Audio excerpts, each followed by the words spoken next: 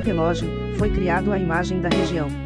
Os números 10 e 12 indicam 2 horas, um tempo razoável para percorrer o trajeto pelo rego desde os pontos 1 e 2, o trajeto completo.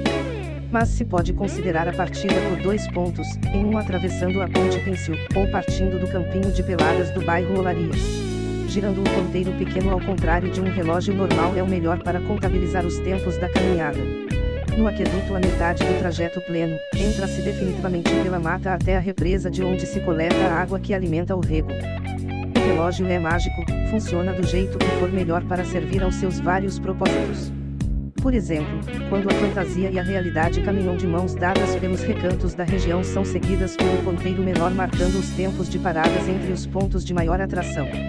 Os números dão também mais ou menos a localização geográfica desses locais no entorno da colina Davis.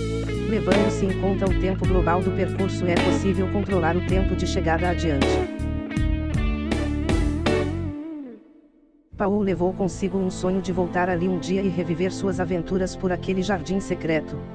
Não foram poucas as vezes em que se deparou com jovens estudantes por ali fazendo suas lições escolares naquele cenário de serenidade embalados pelos cantos dos pássaros, a brisa agradável e a sinfonia inquebrantável dos grilos.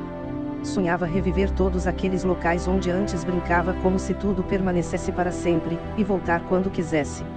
E como os estudantes, em vez do livro didático, porta-se um encarte da região com um mapa geográfico indicando o trajeto a percorrer. E as novas gerações caminhando por ali, relendo as histórias antigas, para encontrar uma razão de ser de como tudo foi construído e desfrutado pelos meninos da época quando declararam encantado aquele recanto da natureza. E agora todos buscando empatia com eles num simples caminhar ecológico. O sonho acontece depois de muito tempo ausente da região, quando Paul é levado à caverna do saber por algum gancho de memória, e se depara visitando as galerias onde estão guardadas lembranças do Olaria e de sua gente. Naquele tempo, boa parte desta já não pode testemunhar ou enriquecer seus contos. Percebe que perdeu muito tempo longe daqueles coadjuvantes de sua vida. Agora se vê motivado para reorganizar os retalhos e refazer tudo, e quem sabe reviver de alguma forma aqueles momentos mágicos de sua infância e boa parte da adolescência. No trabalho, aprendeu que o presente ou futuro só poderia ser esperado a contento, se o passado o recomendasse provável. Esta foi a maior lição aprendida fora da escola. Simples assim, não há como avaliar o sabor da macarronada de agora, se não tivesse provado aquela da nona. Pensando assim superou suas deficiências naturais e venceu na vida de tal modo que ninguém diria possível. Era um sinal para construir algo para recuperar tudo que se perdeu, desde quando se festejava a todo momento a vida naquelas bandas, em perfeita harmonia, os animais e a natureza. Traduzir em textos suas sensações e desenhar os recantos como eram na época. Um exercício de criação matando saudades na busca da macarronada da avó, nas novas pontes pênceis reinstaladas, nos mergulhos na água gelada dos poços dos riachos, abraçar as novas árvores de bonecas replantadas, descer a toda pelo tobogã de volta à plenitude, voar nos cipós estratégicos, espalhados pelas árvores, e até saudar os rondeiros, com seus cavalos elegantes voltando ao papel de preservar o ambiente. Mesmo que tudo não passasse de um mero sonho, parecia valer a pena. Como despertar no visitante o sentido de preservação ao ler e ou ouvir contar aquelas travessuras dos meninos da época. E permitir a todas as gerações subsequentes ao transitar por ali expressassem por escrito a sua percepção do cenário. Um passeio pelos recantos equentados despertando a sensação de interagir com a natureza na visão daqueles meninos que um dia brincaram por ali como nativos locais. Narrativas sem regras rígidas de conteúdo e tamanho, de própria vontade, tentando reproduzir empatia com a vida daqueles meninos que fizeram dali um mundo de fantasias. E a cada ano as 10 melhores narrativas seriam compiladas em um livro de memórias com o título, O Ano em que Passei por Aqui.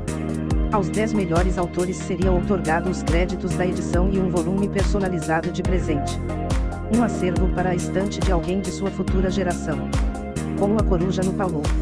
E tudo para manter e evoluir a preservação.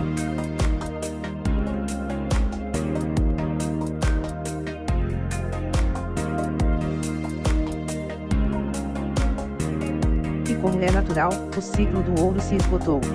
A cidade do ouro perdeu o brilho de suas preciosas maravilhas, muito mais do que as 7 do mundo, quando o destino da cidade não deu conta dos destinos daqueles que deveriam preservar o ciclo dos brilhantes e que, em vez disso, vem destruindo toda a beleza que resta, quando poderia tornar a cidade um patrimônio da humanidade.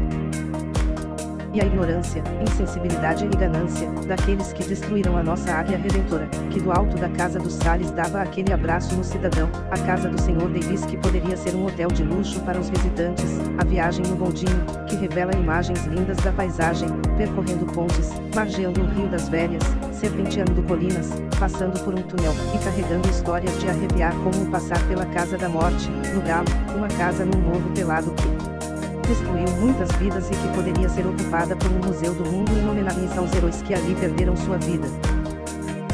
Ao morro, hoje retomado pela natureza, restou-lhe um lugar nobre na discografia de um monstro sagrado da música brasileira, Milton Nascimento, e esconde uma história jamais revelada, guardada na caverna do saber que vai ser contada em A Coruja no Palu. A descoberta é tão inacreditável que nem o autor poderia confirmá-la, mas faz um sentido inimaginável desde que o LP foi lançado sem explicar as razões daquela capa.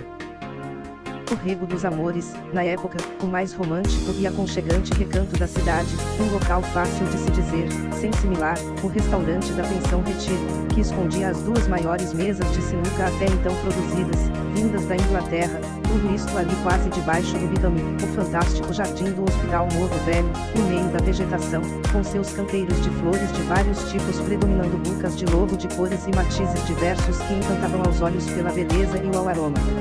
Pelo perfume do ambiente.